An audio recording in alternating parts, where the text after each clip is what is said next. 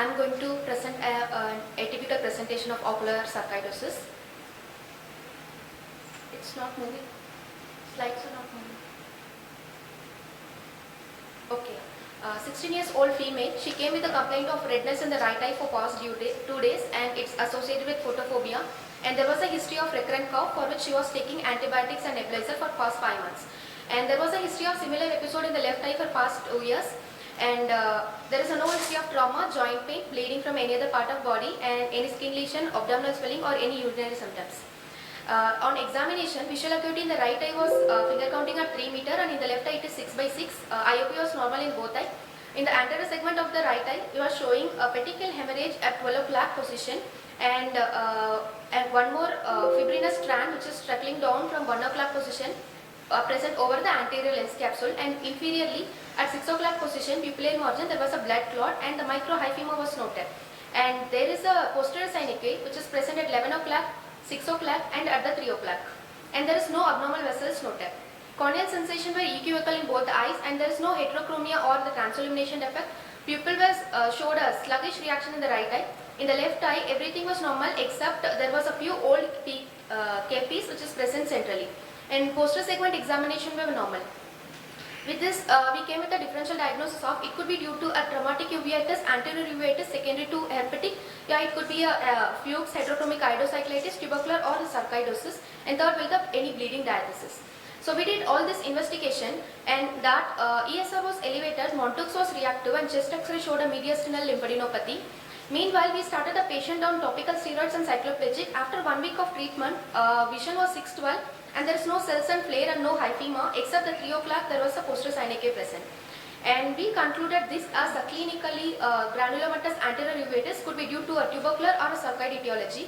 And we refer the patient to pulmonology, and they did a CB-NAT, it was negative, and bronchoscopy guided biopsy revealed a case of biopsy confirmed case of sarcoidosis.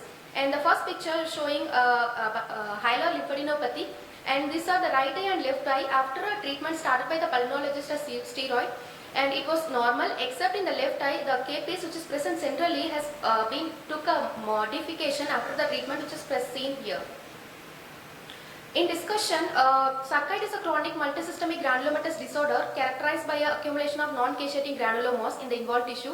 In ocular sarcoidosis, again it involves any part of the eye forming a granulomas involving the conjunctiva, episclera, sclera, uveitis, and optic neuropathy and the adnexal tissues.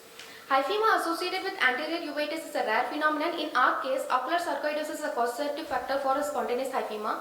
Duke Elder, he has described the 3 mechanisms for why the hyphema occurs. And the first one is a neovascularization of iris, and second is due to vasculitis, and third one is the increased diabetes. And in 1993, he reported a case series involving the 5 cases in which 2 of them were diagnosed with herpes simplex uveitis, and rest 3 are Reiter syndrome, juvenile chronic arthritis, and ankylosing spondylitis, in which 3 cases showed a rubeosis iritis, and 2 cases had a history of NSAID usage. And some of the case report which have been reported in the literature were in 1988, Hayaska, he reported a case of hyphema in 2 cases of herpes zoster ophthalmicus. In 1992, Klemperer, he also reported a spontaneous hyphema in 2 cases of ankylosing spondylitis. In 2010, it was a case series involving the 4 cases in which mature senile cataract was diagnosed, and they also all of them developed a spontaneous hyphema. It relieved after a cataract surgery. In 2020, Brent, he reported 2 cases of ocular syphilis in which the hyphema were noted, and both of them was diagnosed with HIV positive. I concluded by saying that spontaneous hyphema was associated with recurrent anterior uveitis, and abnormal iris vessels should be noted since the chances of hyphema are high. And ocular sarcoidosis was associated with spontaneous hyphema in our case. This is rare, and no case report has been published till now saying that the sarcoidosis was associated features with hyphema. These are my references. Thank you.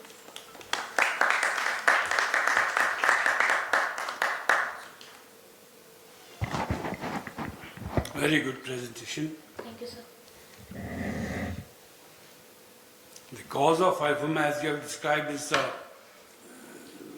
only rare causes, The cause of hyphema in sarcoidosis could be due to a recurrent anterior uveitis that lead to iritis, and vascular permeability has been increased. That's the vessel leakage.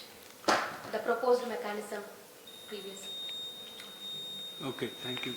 The fundus was normal, right? Sir? The fundus was normal. Yes, sir, fundus, and there was no vitritis, There and was no everything is vitritis, normal. no vasculitis, peripheral vasculitis, No. nothing. Usually the neovascularization of iris was associated with the posterior segment pathology, and it's been reported in the literature. It is also associated with anterior segment involvement also.